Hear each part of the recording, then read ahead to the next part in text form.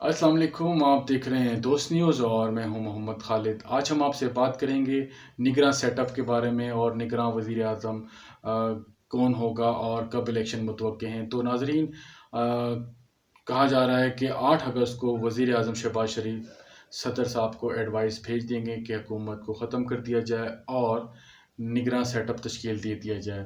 तो अपोजिशन और हुकूमत ने मिलकर कोई नाम फ़ाइनल कर लिया है या कई नाम आ चुके हैं जिनमें से एक फ़ाइनल होगा। तो नाज़रीन, अनकरीब आपको सुनने में और आपको पता चल जाएगा कि किसका नाम फ़ाइनल हुआ है। तो लेकिन जो कहा जा रहा है कि ये जो भी प्राइम मिनिस्टर होगा या निगरान सेटअप होगा, ये पीडीएम और हुकूमत और ख़ास तौर पे इस्टेब्लिशमेंट की रज़ामंदी के साथ ही कोई नाम सामने आएगा।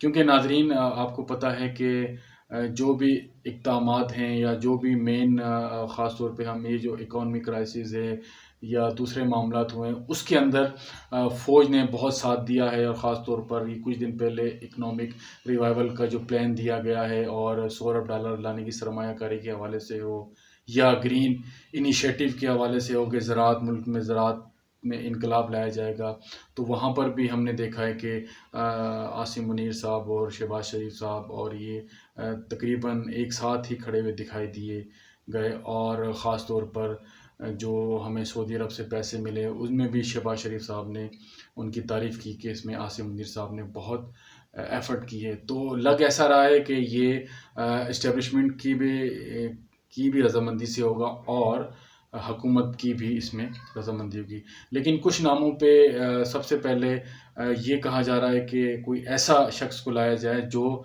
इकॉनमी की समझ बूझ रखता हो। क्योंकि हमें पता है कि पाकिस्तान जो है ना, बहुत ज़्यादा इसमें पाकिस्तान ने सफ़र किया है, अवाम ने बहुत तकालीफ बर्दाश्त की हैं।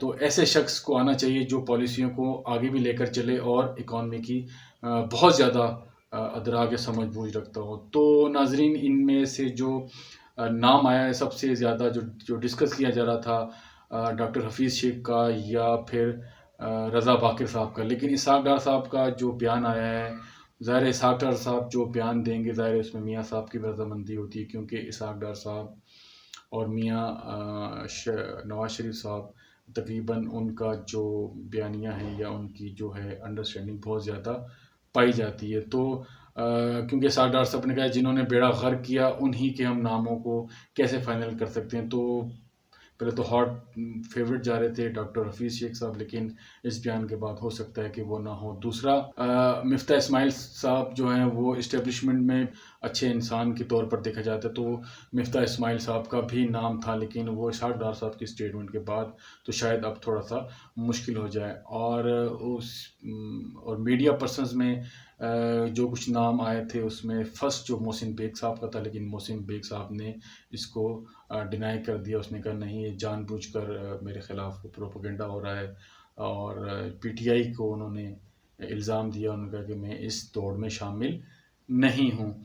और नाज़रीन, ये भी देखा जाए कुछ लोग जो है ना मीडिया में लॉबिंग भी कर रहे हैं, कुछ चैनल्स को या अपने कुछ दोस्तों को वो ख़ास तौर पे कि हम ऊपर आ जाएं या हमारा नाम डिस्कस हो। तो कुछ ऐसे मामलात भी चल रहे हैं कि हमारा जो है ना वो डिस्कस हो। और नाज़रीन, दूसरा ये है कि सियासतदान जो ये कह रहे हैं वो ये कह रहे हैं, उनका मौका बैरल ठीक है कि मुल्क में कोई ब्यूरोक्रेट या कोई रिटायर्ड जज वो अच्छा इतना नहीं चला सकता जितना एक सियासतदान चला सकता है। तो बात हो रही थी कि गैर मतनाज़ा सियासतदान, तो गैर मतनाज़ा तो पाकिस्तान में शायद कोई भी ना मिले, शायद कोई जज भी ना मिले हमें, या ब्यूरोक्रेट या टेक्नोक्रेट या सियासतदान भी नहीं मिले। बहरहाल कोई अच्छा और समझदार इंसान का होना बहुत ज़रूरी है। तो इसी हवाले से नाज़रीन, एक और भी चीज़ को डिस्कस किया जा रहा था। इंडिया के अंदर भी ऐसा होता है कि सारे के सारे पावर्स और इख्तियारात जो है वो इलेक्शन कमीशन को दे दिए जाएं और इलेक्शन कमीशन ही डे टू डे अफेयर्स का मामला चलाए और इलेक्शन करवा दे। और अमेरिका में भी ऐसा ही होता है, लेकिन पाकिस्तान के अंदर इसमें कहते हैं कि कुछ खामियां हैं कि एक जो नया निगरान वज़ीर आज़म आता है तो वो अपनी पॉलिसीज़ लेकर चलता है, या अगर वो कुछ ज़्यादा लॉन्ग टर्म कर दे या कुछ ऐसे मसाइल खड़े कर दे कि जिसकी वजह से इलेक्शन जो कुछ मशकूक हो जाएं या दूसरों को कुछ ऐसा मैसेज चला जाए کہ کچھ گڑبڑ ہے، تو ہمیں اس آپشنس کے بارے میں بھی ضرور سوچنا چاہیے کہ ہم سارے معاملات الیکشن کمیشن کو دے دیں حکومت کے، اور الیکشن کمیشن جو ہے وہ جتنا بھی ٹائم ہوتا ہے جو آئینی لحاظ سے اس کے اندر اپنا الیکشن کروا دے۔ تو کافی زیادہ نام آ رہے ہیں مسلم لیگ نون کی طرف سے۔ فواد حسن فواد صاحب کا نام سامنے آیا ہے، جو کہ بیوروکریٹ اور سیکٹری رہ چکے ہیں، اور میاں نواز شریف صاحب کے بڑے اپنا کلوز ہیں، اور جنہیں کافی اچھا بیوروکریٹ بھی سمجھا جاتا ہے۔ اور ناصر کھوسہ صاحب کا بھی نام آ رہا ہے مسلم لیگ نون کی طرف سے۔ تو یہ اس نام کو شاید پی ٹی آئی بھی قبول کر لے، کیونکہ آصف کھوسہ صاحب بھی ان سے رشتہ داری ہے۔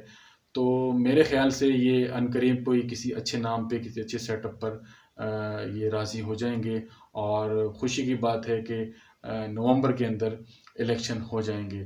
تو ناظرین، آج کے لیے اتنا ہی۔ السلام علیکم۔